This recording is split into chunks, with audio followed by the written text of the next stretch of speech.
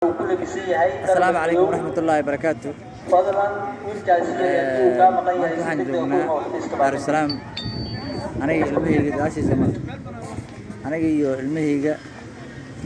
iyo saaxiibkay marna walaalkay hadda maanta waa kala kacsanahay maanta waxaan aad dalxiis abad aan la arag bismillaahir rahmaanir meeshaan xamar ku taal weligay ma isdeen horta aan sheegay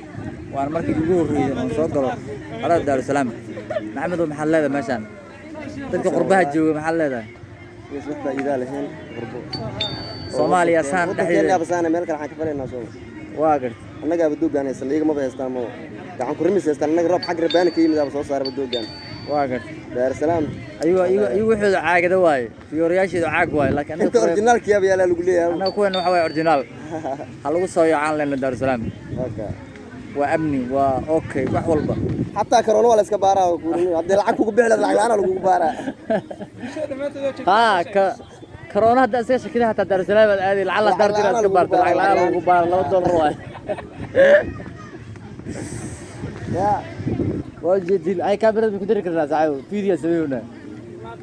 يا بدك ترسلنا أيوة بس الدين حواي مركا haddaad karoona isaga shakiday waxa waay Dar es Salaam imaad waay $2 wala laga baara dalxiis kun caafimaad waay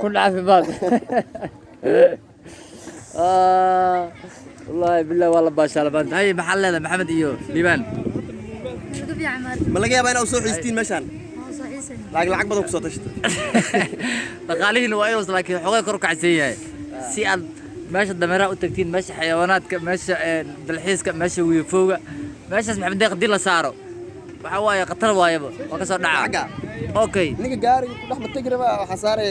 meeshaas cirka u dhow fiidiyogan intaan meeshaan ku soo koobaynaa mid kale aan diyaar rabnaa insha Allah taala waxaan rabnaa asbuucan YouTube ka soo dhigno waxa aan maanta diyaarino la socdo